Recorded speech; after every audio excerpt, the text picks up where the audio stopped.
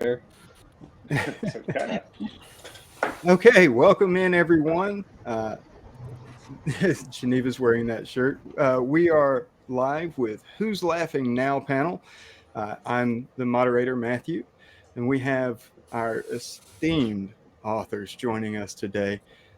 If we will go ahead with introductions, JP. Hi, I'm JP Valentine, also known as Nixia.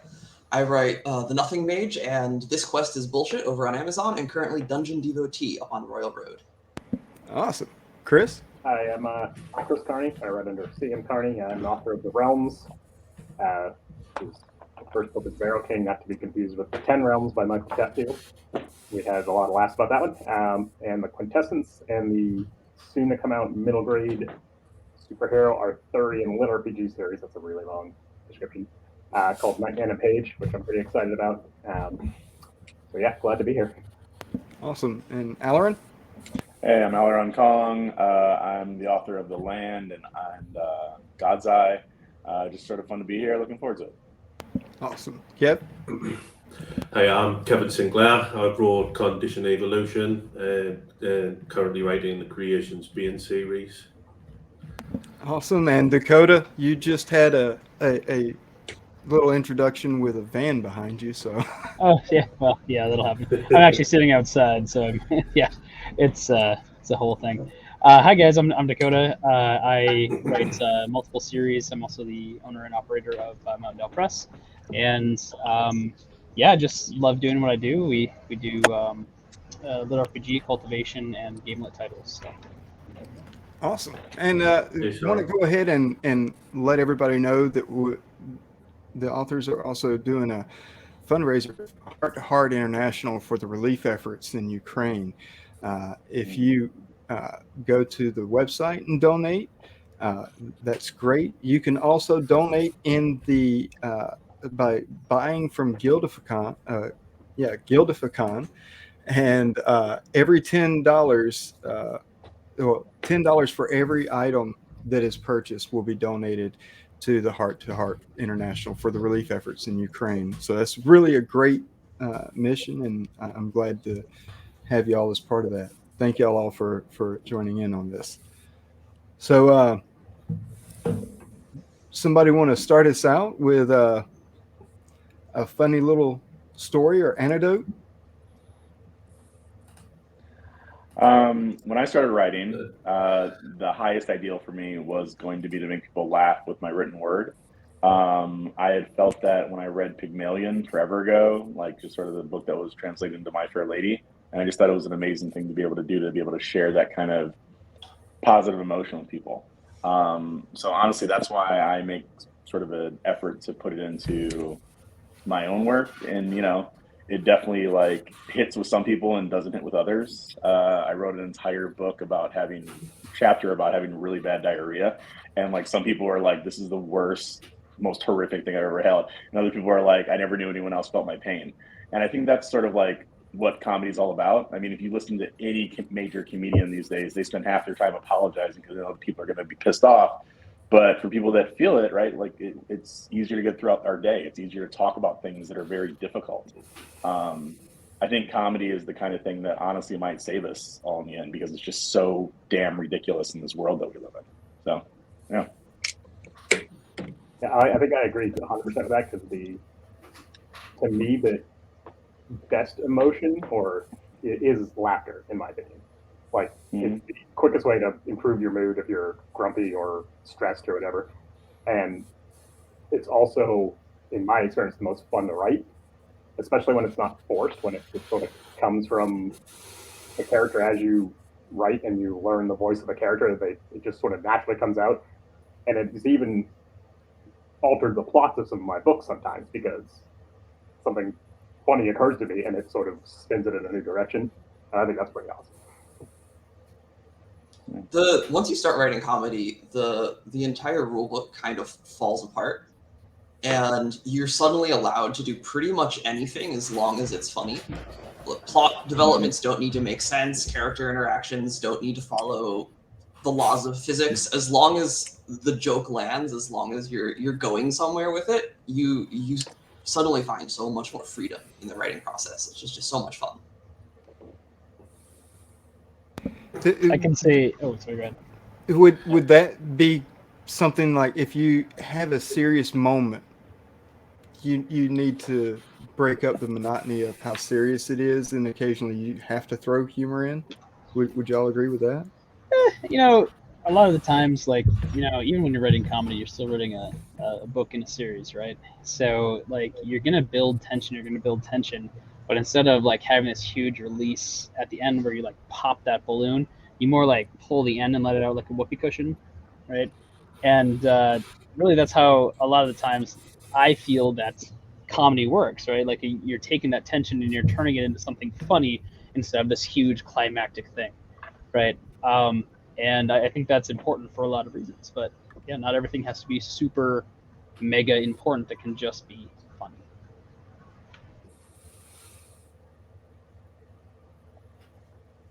And let's see, we had a user that said, how hard do you find it to keep the books funny? We'll start with you, JP. Being consistently funny is remarkably difficult, I have found. Comedy, more so than any other style of art, tends to be a function of how many joke ideas do you come up with, and how good are those joke ideas, and how well do you execute on them. And constantly having good joke ideas can be pretty tricky to do. I found what works really well for me is to come up with the ridiculous situations and not let those ridiculous situations be the jokes. I personally prefer humor where the characters know that they're being funny. So it works really well personally if I start off with something silly and then let the characters make fun of it themselves rather than trying to make fun of it as the author. Awesome. Chris? I don't think I go out to write jokes specifically. Like, I think when I read the Realms and when I'm writing it, if I can make myself laugh, that's always a good time. But I'm not going out of my way to write a series. I just created characters who, in some ways, are twisted versions of how I see the world. So I tried to look at things from a humor perspective because it makes life more enjoyable, and the world's pretty absurd if you think about it. So I think it's the only sane way to approach it is. But I don't sit down and necessarily write a joke and figure out how am I going to insert it in. It's usually a lot of mine is banter between characters who are in or over their head. And that just kind of naturally flows. Half the time, I'm in the groove and I'm not writing, like I don't have in my outline, I don't have a specific joke or a specific line. It just sort of comes out of the situation I'm in. The characters kind of develop it themselves. Kind of, yeah. I mean, in the third book in the Realms was originally just supposed to be a short one. I mean, it is the shortest book in the Realms, but it's supposed to be like a little reader magnet, except the characters wouldn't shut up. Like, you just kept talking and kept doing stuff. And I'm like, well, I'm going to write it down and a lot of people don't like the shortness of it from the Audible perspective, but I've gotten probably 90% of the people who said they have a favorite book it's that way. And it wasn't really intended to be that much of a story. It was just kind of going with a little joke. And someone was saying earlier that they put in a reference in it or a joke, and if 1% of the people get it or whatever, that works for me. I have a bunch of that. Like I made the Enrico Palazzo joke. So if anybody knows who that is, if they don't, they'll be like, who the hell's that?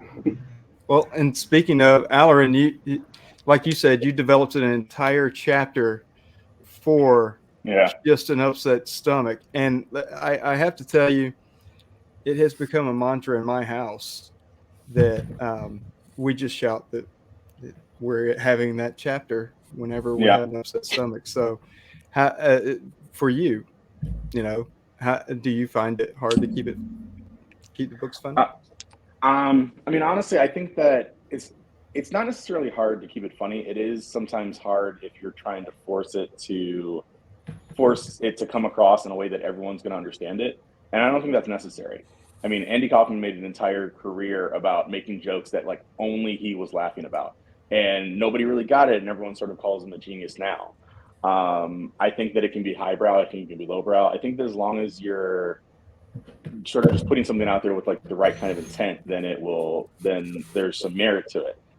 Camille Nanjiani made a like sort of movie about meeting his wife, and the entire movie revolved around like one of the most like inappropriate jokes ever, where like he's sitting with like he's Pakistani, and he's sitting with like his girlfriend's like white family, and they're like, so his dad's like, so it's 9/11, and he goes, what? He goes, 9/11. I've always wanted to talk to somebody. He goes, you wanted to talk to somebody about 9/11? And he goes, yeah. And he goes, well, yeah. I mean, like, what do you think about 9/11? So like Camille Nanjiani, and he goes, it was a tragedy. We lost like 12 of our best guys. And it's just this like horrible fucking thing that had like just enough time had passed that like it was horrible. And then he just spent like the next 5 minutes apologizing for it. But I mean, I think that comedy should push boundaries a lot of times. I think that it should take us out of just sort of the banality and the well-worn grooves that we accept in things that are socially unjust and things that are when we need to like poke fun at power and it's dangerous to do so. I mean, we all read Animal Farm growing up. A little bit of like, a silly thing about like, farm animals, but it actually was one of the most pivotal sort of books of its time, talking about that, dictatorial sort of government.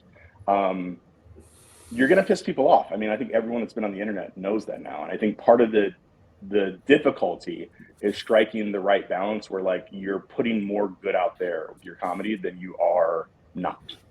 And you're the only one that can really be accountable for that. And people are going to feel how they feel about it. Yes, sir. Kev?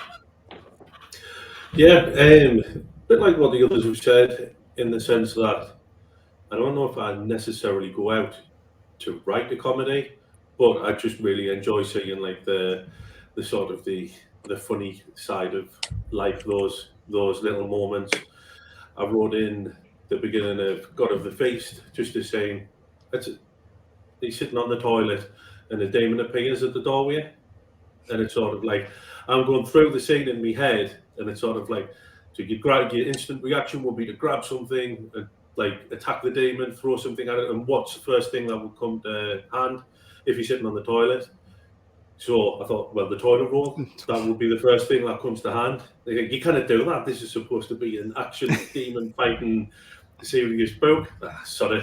So that sort of a scene in that, it just sort of happened, like I tend to pants me way through things, and that just seemed like a perfect, totally ridiculous moment, but would possibly happen.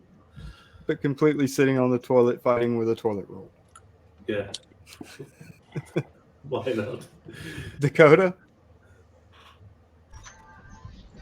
Yes. What can I do for you, Matt?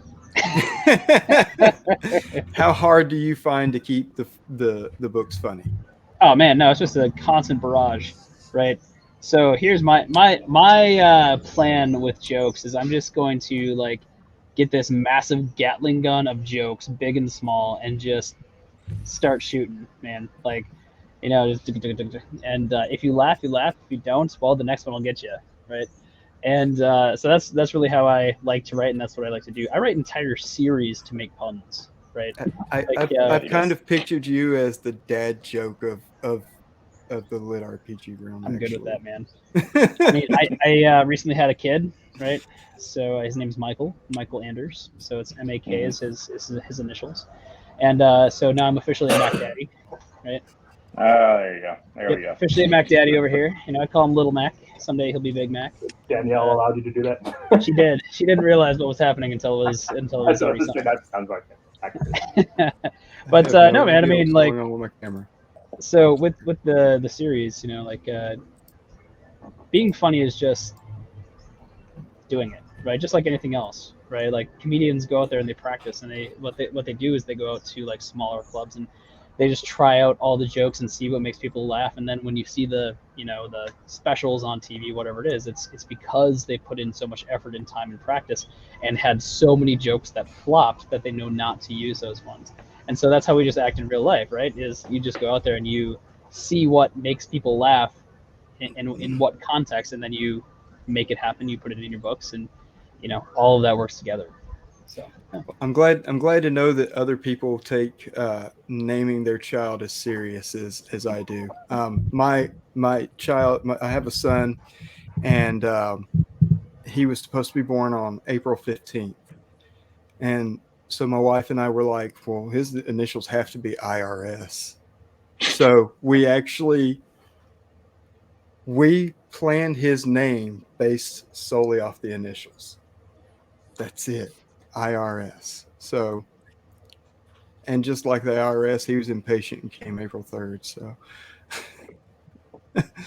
all right. We have. April fooled you. He did. Okay.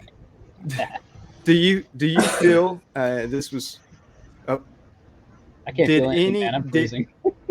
Did anyone stay in the lanes of playing it safe at first, but then said, "Fuck it, time to ramp up my eclectic humor," or was the opposite true? We'll start with Dakota. Sure, man. For me, it was complete opposite, right? Like, I just literally one day sat down and was like, I'm going to be funny today. And then I just started writing. And I try to maintain that. And as the years go on, so, things change and humor changes and all this other fun stuff for sure. But no, I would say it's you either want to be funny or you don't want to be funny. Like, a lot of people take themselves way too serious, right? And if you're going to take yourself extra serious, then I'm good, man. Thank you, Xander.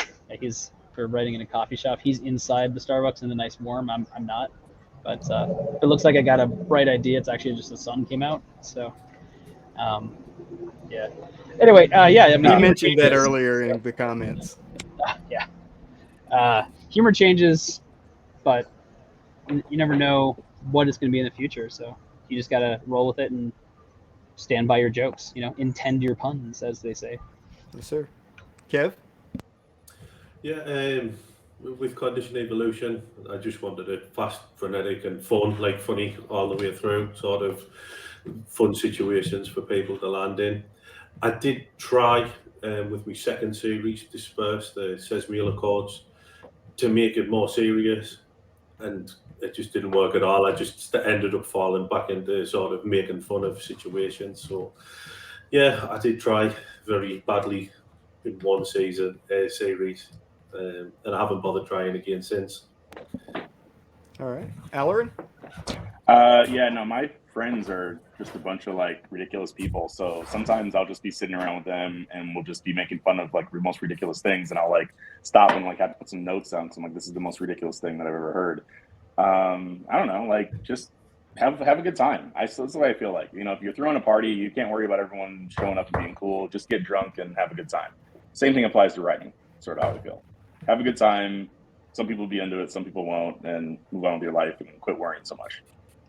As a doctor, yeah, that's a same thing. Yeah, no, you just get different drunk and type of- just do the best thing. Yeah, no, that's the same kind of deal. Yeah. Especially proctology. That's the best. Chris? I think it was Stephen King who said the idea of an ideal reader. It's like to be a made-up person. I think it's his wife for him. I realized pretty early on that my ideal reader was me. And at first I thought that sounds sort of arrogant, but then I realized I like a lot of things that do very well. So why not just write what I want to read and see if anybody else wants to read it? So that's pretty much what I did. So it's and there's a lot of people that want to read that. So far, I'm pretty excited by that. It's been pretty humbling, but to me, I don't think I'm trying to force the humor. It's just sort of stuff that kind of I find funny. And between the group of friends I've had over the years and now these books, I realize that the things I find funny, a lot of other people do too. So I just kind of go with what I think is funny, and I tend to be. I'm not super over the top very often, so I don't think I've ever had to self-censor any of my jokes. I've taken out some that didn't work, but that's about. I've never it's going too far. I can't say that. I don't really think I'm a go too far guy very often anyway. So. There's something special about when you're pacing around your living room brainstorming ideas and some dumb joke just puts a smile on your face. I've definitely spent hours just laughing at my own joke before I've even written it, which is great if you like laughing at your own jokes and you think you're funny, but not so great when there are other people in the room who see me just like walking around laughing like a lunatic. I would say I kind of came at it from a different direction in that I set out to write a comedy book as opposed to writing a book first and kind of having jokes that came to it. That was a direct result of my first series ended very depressing, and I wanted to change it up. I wanted to write something that was not so sad. And I realized it, and people liked it. People laughed at the jokes, which was a relief because normally people don't laugh at my jokes. It seems, there seems to be a lot of that in the author world. Like you're the funniest one, but nobody seems to get your humor because of they don't have the dry humor that y'all do until you start writing, and then you find people that are interested in it. All right. So Steve Campbell asked, do you use humor to address sensitive topics in your books that would perhaps be taken poorly or otherwise? Let's start with you, JP. I try not to. I don't like coming across like I'm making light of serious issues. And again, I try and make most of the humor come from the characters. Most of the jokes are things that the characters themselves say. So generally, if I'm trying to be realistic, I want all of the jokes to be things that someone might actually joke about in a given situation, which can be dark humor and can be very gallows humor in certain places. That is something people do a lot. But if someone isn't comfortable talking about something, they very often aren't comfortable joking about it either. Yeah, I don't really think I write issue books. Like, I don't have like that thematic thing where I come up with a theme of like I want to address, racism in America or whatever. That's just not what my books are. So I don't really think I've ever had to worry about overly sensitive things in jokes. And I don't remember anybody ever writing me saying, "Oh, this offended me," kind of thing. So I guess no, I don't really do that. Okay. Halloran, I think. I mean, I definitely do. I feel like I'm on the other side of that from JP, where I feel like, yeah, I mean, you don't want to be like just an overpowering dick and not give a crap about what anyone else thinks. But I do think that using comedy can sort of be like a wedge into somebody's like hard shell especially when you discuss certain things. I do touch on societal topics in every one of my books in a way that I try to make it not preachy at all, but still sort of comes across. And I'll even use comedy that is not supposed to be funny to the reader, but it shows the comedy of like the character that you're not supposed to sort of identify with, and like the fact that those jokes aren't landing is meant to sort of bind the readers together against this sort of character. I mean, I think comedy is a tool, and like there aren't any real rules on how you should sort of address it. But I feel like we all agree that it's absolutely vital. So however you use it, yeah, He-Man, basically. However you use it, you can't get away from it. And so, yeah, I mean, I will use it in any forum that I think is whatever. And I've definitely not had stuff land in my real life. It's like, this got really damn awkward, really damn fast. But then I've also had it happen where like everyone just starts busting up, and like a potentially violent or very tumultuous situation is just easily diffused by that. Like, you just don't know, do your best. Kevin? I certainly will have, but I don't make a conscious decision to do that. Sometimes I'll probably keep a serious subject serious, and other times I'll make fun of it. So it's a bit of both, but no intentional sort of need to do that. So, and I was looking back over here. I saw a comment earlier that said that you had the comedians were the last truth tellers left, and it's kind of true to a point, because the comedians can be that broad point, like you said, Halloran. of the sphere and come in and let people know, hey, this is something that needs to be addressed, but do it in a kind of comical way. So, Dakota? I don't like to, like I get comments all the time where people will reach out to me and they'll be like, hey man, why don't you put in some stuff about like, like depression or everything anorexia to xenophobia, right? Like, that's A to X, crap. Yeah. A to X, like I get people all the time that are reaching out and they're like, hey, why don't you address this in your books, right? And I have two giant reasons for that. Like the first one, and the more important one probably, is the fact that I write fiction, right? I don't want people to think that I'm taking a subject and turning it into a joke, right? I want the subject matter that I'm using to be what is funny, right? The conversations between the people, the setting, whatever it is. Like I don't want to take something that people suffer for and make light of it, right? It's just not my way. And secondly, I'm gonna stick with one. Yeah, so like, yeah, I mean, really, that's my main reason for not doing that. Like, I get it all the time, and I'm just like, nah. Oh, right. Second reason, I'll say it. Okay, is we write escapism, right? Like, we want to step away from the things that are bringing us down in life, right? Like, the whole point of reading is to get, like, of entertainment is to get away from what is real life, right? And if I'm gonna have characters that are like able to like blow up moons because a piece of cheese got angry, literally, I mean that happens in one of my books, right? It's escapism, and it's not something that can happen in the real world, which kind of makes it more fun and more entertaining. Just like I would rather do that than have someone think I'm making light of the situation that they're going through, and that's how I'm going to continue going forward. And it works. I think it's a valid point that we write escapism, but I don't think that necessarily means that it needs to be completely separate from the real world.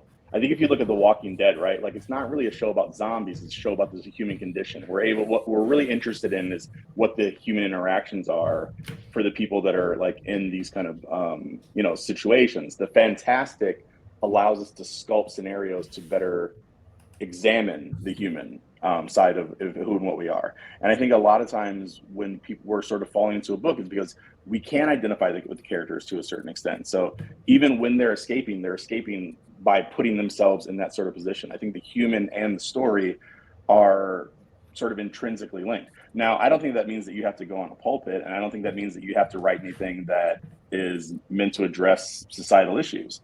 I just think that they're not inherently divorced from one another. And it's just sort of your decision as a writer, the only one who your art is accountable to, what you're going to do with it. I mean, obviously, we have such a hypersensitive, hyper angry on every freaking side kind of thing. I feel like the only thing that unites us is that we're all tired of it. But again, it sort of falls on you what you want to do with your work. And I think that it can be a tool for bringing joy just by letting people unplug. And it can be a tool to enact certain changes or bring up certain topics in a way that other people weren't going to hear. Like you were just all totally fine, but I just don't want to be a tool, like these are, you're absolutely correct. Like these are absolutely tools that we can use in certain ways, but like you said, it is up to every person. But I just don't feel like it's in my wheelhouse specifically to do that. I don't have. That's your choice. Yeah, well, and I just don't have the training. You know what I mean? Like I don't want to address sensitive topics when I don't have like the knowledge, the training, the experience to go out there and speak on those without really potentially devastating someone. And so that's why I stay away from it. I like what Steve Campbell just said, and I see the need and space for both for sure. Because truly, we're each has its audience, and each you have people that are definitely want to get involved and be brought into the whole scenario of a person, and then you have those that want to completely escape reality completely, and I can see that as well. And I would say that whether or not you're addressing sensitive topics, any piece of good art is reflecting some part of the human experience. And that part of the human experience can be these very serious conversations about inequality, about LGBT issues, about all sorts of things. But that part of the human experience can also be having fun with your friends, can also be the experience and the joy of learning something new and of exploring. And both sides of that coin are equally valid. Some are just appeal to readers who are looking to escape, as opposed to readers who are looking to maybe delve deeper into themselves, or for readers who are looking for some blend of both. Mm-hmm. Yeah, I fully agree. I think that's what we are, all get to is it's what the preference is, and especially at that moment, because of sometimes if you're dealing with depression, you want to completely escape and live in that fantasy world, and then other times, or any type of situation that you want to try and just completely escape. But then you have those that are better at getting emotionally involved, and that helps out a lot too. So we're asked though, what about you, Mr. Kev? Well, I like sort of real life, but not necessarily those bigger themes. So I just like to find the humor in like everyday sort of life. I've grown up on a lot of British comedy, like sitcoms that are just like really making fun at sort of the mundane, if you like. So somebody misunderstanding something and losing the temper about it and looking stupid at the end, or tripping over at an inopportune moment. But yeah, I don't really need to go on big themes nor escape reality. British comedy, I always think of Hugh Laurie walking into the police station, telling them his name, and he drops the what was it, holding a knife, a little pocket knife, and he drops the pocket knife, and that's his name. How do you spell it? And he gives him a John or something. Okay. All right. So, what is it that drives y'all with your comedy? I know that Dakota said more like a dad joke type. Allerin, you go in with a softer approach, or I like when things seem a little bit implausible, or when you have a very large buildup and it sort of just doesn't really manifest in the end. Like you have the guy talking about how there's going to be this amazing thing, and then it all goes tits up, and you have no idea what's happening. I mean, I like sort of just like base, like physical comedy, like things that we see on Friends. I mean, Mr. Bean is supposed to be, arguably one of the greatest, comedians of all time. Like the other British stuff, like Coupling, things like that. Somebody mentioned Black Books. Like those are, I've spent like endless hours laughing about that. I mean, I guess I just feel like if it makes me laugh, I mean, like Chris was saying earlier, like you're going to find your tribe. Like you put something out there and you hope that it hits, and you did your very best by it, and you hope that it leaves the world a slightly better place than you found it. And then you can use that just for a simple joke, or you can use it to try to get a point across. JP, how do you like to try and ease in, or? I like to build jokes. My favorite example in one of my stories comes from, there's a bit where has to ingratiate herself to this group of elderly adventurers. Okay, what's a silly thing that an old person might want her to do? Fetch some foot cream. Okay, that's not really a joke in and of itself, but that's a starting point. What's the next step? What's a silly thing that could happen as one fetches foot cream? Where does one get foot cream? From a foot elemental. And it's about building and taking like one slightly silly idea and then turning expectations on that upside down, and then on that upside down, and over again until you land on something that is both absolutely absurd, yet still makes some kind of sense as you see this kind of thought progression for how this came to be. Kev? Do you like to build it up, or do you just like to go in with the punchline? I wouldn't say that I necessarily do a lot of punchlines as such. It's more sarcasm, irony, more the humour within banter, seeing the unexpected thing or turning things on the head like that. So, no, I don't often. I will build things sometimes. I will put like actual jokes in, but generally I just like it to flow with the narrative of the story. Dakota, are you settled yet? All right. Yeah, sorry, had to relocate. Do you have my, points that you like to build up? You said that your books you like to build them up with a punchline, but yeah. are there any where it's just quick one jabs that you like to throw in as Oh well? yeah, man, absolutely. Right. So I mean, everything from being completely serious to being sorry, not completely serious, but like like single puns to like massive sprawling. The entire book is written for this one joke that is the very last line in the book. That sort of thing. Like I mean, everything builds to a point, right? Like Completionist Chronicles. I have different arcs in it. And like I have the R series, the I series. It's gonna be the T is next until I spell out ritual, so that when I finish the book, like the final book, I can slam down, go the ritual is complete, right? Like it's gonna spell out ritual on the sides of the books. It's gonna be great. But yeah, I mean that's the whole reason that it's going to be a 20 book long series, right? Is so I can make a joke for myself at the end of it, right? So you do stuff for yourself, you do stuff for the people that are reading it. You do, I mean, all of it Is this something that you've talked about previously? Oh yeah. That is so make you amazing. laugh? That it's working. See? That's dedication to a punchline Absolutely. right there. And Chris, yourself? I think I tend to kind of ease into it a bit, mostly because most of my comedy comes from character interactions, oftentimes misunderstandings, or banter. I mean, there's two characters, Lex and Vaughn, who I realized halfway through writing the first book where they were pretty much going at each other quite a bit, was that the reason it was so easy to write Vaughn's responses was because he's basically how my buddy Rob always treated me, where he would give me crap and I'd be like, but he was so quick all the time that it was almost like before you reacted to what he just said, he's on to another one.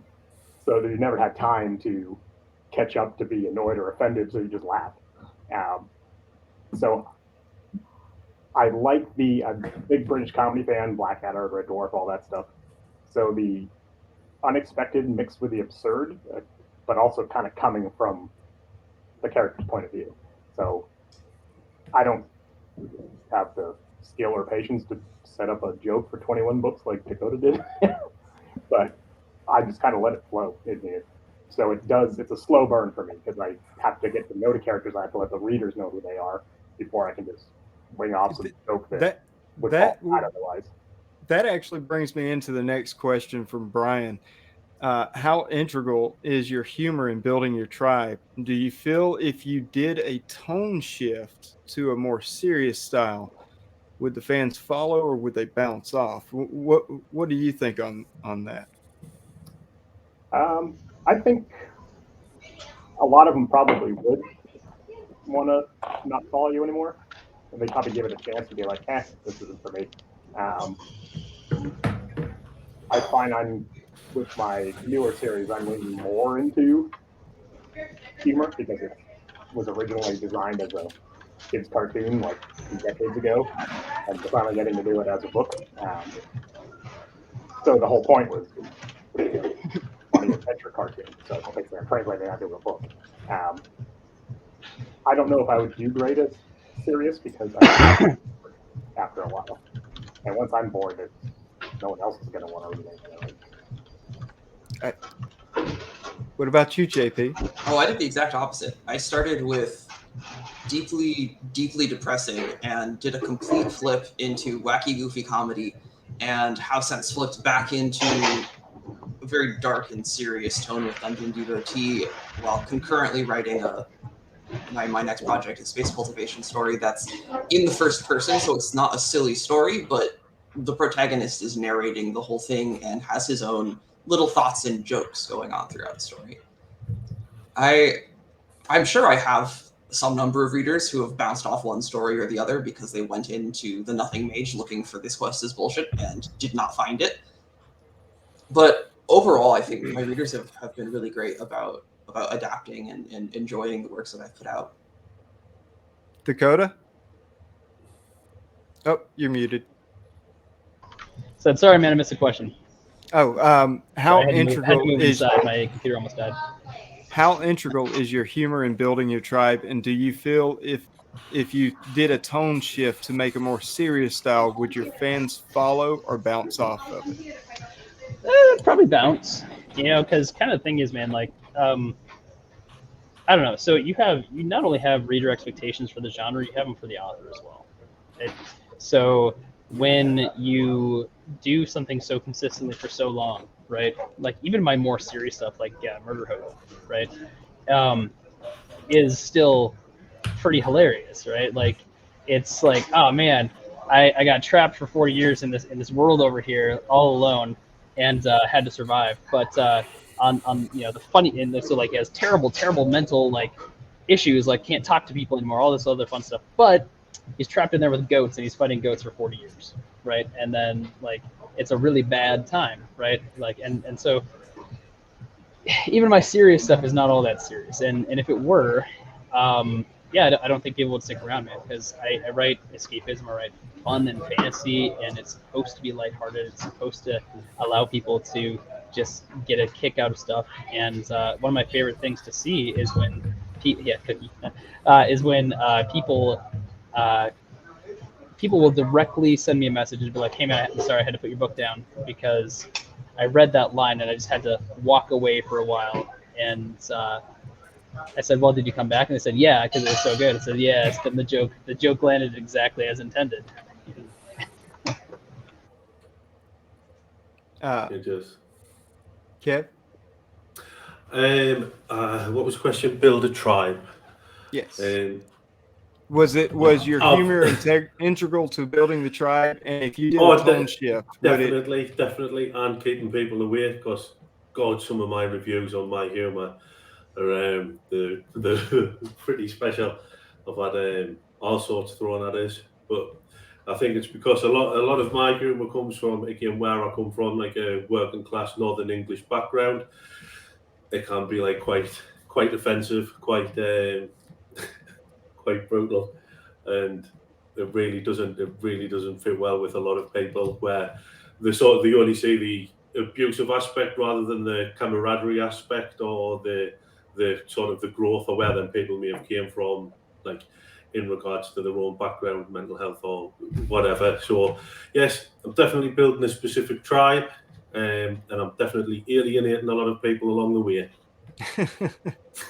And Alarin? I definitely think that comedy was one of the things that drew people into my work initially. And I think it's one of the things that they love, but I wouldn't really feel beholden to do anything or to stick with one specific style any more than like a chef that opens a new restaurant with a different type of cuisine. I mean, I don't know. I heard this Indian comedian sort of making a really amazing point that like your art, what you create as an artist is solely belongs to you, but your fame completely belongs to the rest of the world. And you need to be able to divorce those two things. I personally feel like when you're afraid or when you're worried or when you're whatever, you're not doing your best creation. So as long as you're doing stuff that's in line with who and what you are, like just forget about everything else. Like, nobody wants to fuck the guy that's asking like, "Hey, sweetie, am I annoying you?" Like, have some confidence, go out there, do your thing.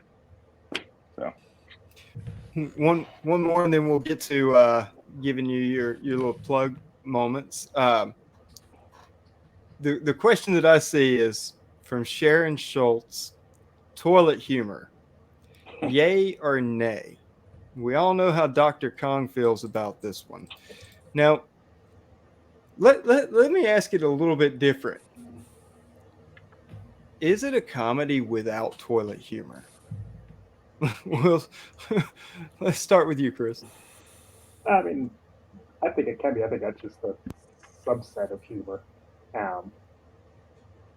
Because there's like gross out humor, there's just stupid, idiotic humor. I think whatever you find is your little niche, for lack of a better term. I don't think I had too much toilet humor that I can think of. I mean, the new book, which is a kid's book, I make a butt joke, but that's not the only. Mostly because the character says "but" as in like accept or whatever, and the other kid just laughs and says, "You said butt," But that's about the extent I think I get into it. I think it's maybe, like I said, I try to write what makes me laugh, and I don't know if I'm a huge toilet humor fan, so probably I would say yes, it can be humorous without toilet humor. JP? Oh, for me, it comes down to what the characters would say or do. I generally don't make those types of jokes myself, but I will definitely have one of the characters maybe make a joke along those lines, and then have the other characters pile onto him for doing that, or make fun of the joke, or jump on and have other characters groaning in the background, which I think is a bit truer to how that type of humor generally plays out in real life as well. There's usually some people who really jump on board and go with it, and others who just kind of groan, which I think is more fun, honestly. All right. Alarin? I agree. It's one subset. I just spent the weekend watching this show called Patriot, which I was dying the entire time, and there wasn't one actual sort of like classic joke. It was a lot of situational stuff. It was a lot of things that like it hit you about 5 minutes later, and then you were dying. I mean, I think that again, comedy is integral to life, and you can do it in any way, and you don't really. Anytime that you try to put a rule on it, it's gonna suffer. All right. Kev? Yeah, definitely. I love a bit of toilet humour. Absolutely happy to put it in wherever it'll fit. You can overdo things, and I try not to overdo things. But then, if I actually succeed in that, that's down to the readers, isn't it? I try not to, though. I try not to flog a dead horse where possible. All right. I Dakota? mean, it's also situational, right? Like Patton Oswalt just had a recent special, and he was talking about like, I know you guys love me, and he's super liberal if anybody knows him. He goes, but like, I have to die sooner or later, otherwise I'm gonna get like canceled because I'm gonna say something like, in my day, real people were not printed out of machines. And they're gonna go like, clone hating motherfucker, like I mean. There are people that are just dicks, and there's other things that are completely situational. And there's other things that some people can say and other people can't. Like jokes that like will land when I make them might not land when Dakota makes them, might not land if Kev makes the same kind of jokes that Dakota's making, like based on where we're from. So I mean, yeah. Makes sense. Dakota, your take? Man, I mean, toilet humor definitely has its place, right? And usually it's when you are really, really tired and you're on like your 40th ounce of caffeine, and you're like, man, I just need something to like fill out this chapter a little bit, right? It's everyone makes those kind of jokes in real life, so why not take something that's so universal and just use it? I mean, why not, right? I don't have any issue with it. I think that if you use it like too much or too consistently, it certainly leaves a stink on your brand. All right. Caffeine and toilets are an iconic duo. Caffeine and toilets are perfect together. I don't think, that's perfect. JP, we'll go with your plug for you. Yeah, so JP Valentine, also known as Nixia. I have The Nothing Mage and This Trilogy is Broken, my 4-book bullshit quest story. Available on Amazon, completely finished. I have Dungeon Devotee, new chapters once a month up on Royal Road, and my current flagship project, The Stargazer's War, a space cultivation adventure, will be hopefully coming to Amazon early 2023.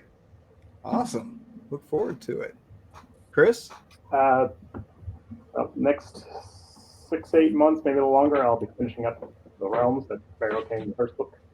I'm excited to finish it. It'll be my first finished series. The last 2 books are probably going to be huge because I have a lot to wrap up, and I'm going to have to reread them all before I start writing them because I want to make sure that anything I left open doesn't stay that way. This is the one I've been working on for the past couple months. It's the kids one I was talking about. That should be coming out probably by middle of next year. My co-writer and I are going to try to do the trilogy and then kickstart it and see how that goes. It's a new approach for me. And then down the road, there'll be more for the Quintessence most likely, and then a couple other series that I haven't fully developed. So yeah, like everyone else, I'll be busy. So you can find all my stuff on Amazon, and cmcarneylights.com is my website. But other than that, thanks for having me. These things are great. Yes, sir. I think an author just recently broke Kickstarter not too long ago, wasn't it? Halloran? Yes, I'm Aileron Kong. I write The Land in God's Eye. You can find me on Amazon and Audible. Just type my name into Google, and I'm the only one on the planet. So take it away, Kev. Go ahead, Kev. Sorry, I've just got of the Feast audio release today, and I've got another book coming out on November the 1st, the 3rd in the Creation Spain series, named Ethereal Soul. So looking forward to that. I hope lots of you out there are too. Buy it. And Dakota? Hey guys, just look for me on the bestsellers list. All right, I'm just kidding. See, Yeah. there we go. All right, yeah, Made Halloran leave. Oh, no way.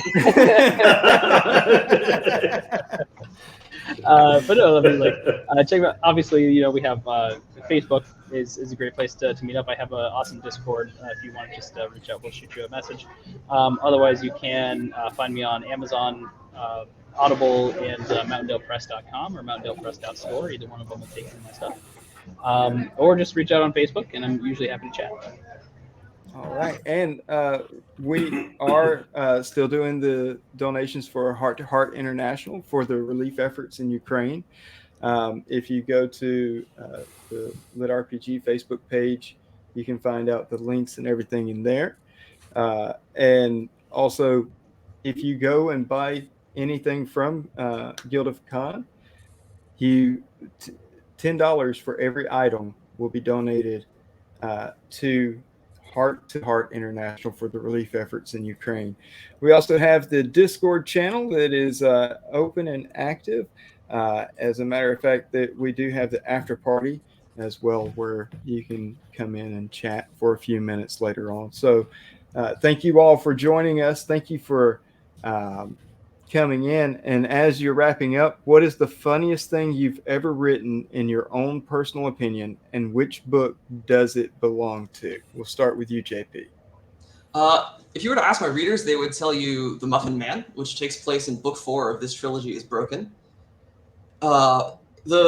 It's a couple of chapter long arc where the main cast is investigating a flour shortage in the main city, and it turns out there's a muffin related crime ring based on cornering the flour market, and they delve deep into the sewers, and it ends in this horrible boss fight against the Muffin Man, a human muffin hybrid. Awesome. Chris? For me, it's probably a sequence in Fourth Realms book, Scourge of Souls, where one character who's pretty much a complete innocent, like he's kind of a variation on the Frankenstein's monster concept, except he's lovable and goofy and doesn't understand the real world because he's never been in it. They're attempting to con these guards at a local, basically, jail into letting them in so they can break somebody out. And to do so, they have a device that allows people to take on the form of somebody who's, for lack of a better term, DNA has been programmed into this magical stone. And this innocent character ends up basically becoming the local floozy because the guard at the jail likes her. And because he doesn't understand sexual desire and all that, he's getting all handsy with one of the guy characters who keeps like slapping him away. And like that guy's basically saying, quit fondling me, even though it's like this beautiful woman. So the guy who's likes the beautiful woman that's being impersonated by the innocent character is like looking at him like, why are you complaining about this woman? It's not really nothing to. No, it's very character based. But it was the scene I probably laughed the most when I was writing. My wife would be sitting over at her desk, turning around like, what the hell are you doing? And I got a lot of that when that book came out. So it's probably my favorite book I've written. It's also the hardest, strangely. But so yeah. Awesome. Alarin? For me, it's probably, I think in my fourth book, I have my main character like make this disgusting tasting potion out of like crushed up eyes from his enemies. And it's because I had forgotten that I'd given him something that already let him like see in the dark. And one of my fans pointed it out. So then my next book, I basically had him tell that story, and then somebody else was making fun of him. And then he sort of jumps on the guy and starts wailing on him and says, "You think you're better than me?" kind of thing. And I don't know. I like being able to sort of interact with my fans in sort of a real way with the books, and that was probably it. So the joke carried on into an opposite book to make fun, of myself. Yeah, That's basically. pretty awesome. Kev? It was a good time. I think it's always hard, isn't it, to pick one from yourself. Dakota's been struggling with it for the last 4 One- minutes. So. One I do remember that I found funny. I'm not sure how many other people did. So in the Condition Evolution series, there was no sex at all.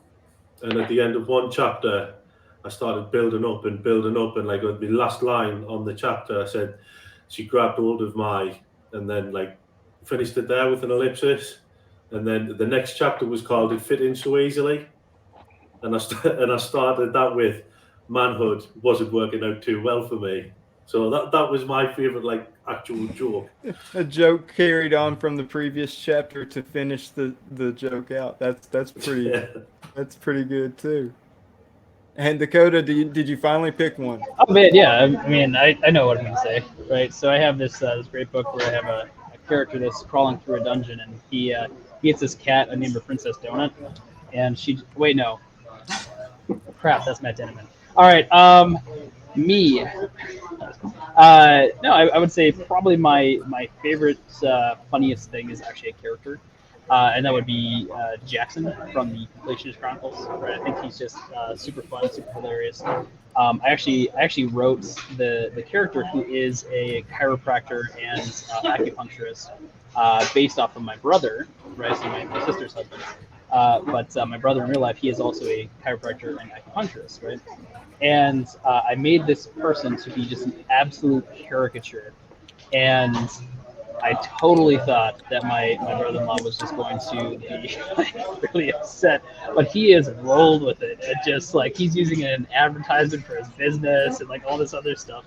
And one of the funniest things to me is that I made a total joke out of this guy, and he was like, "Yes, I'm on board."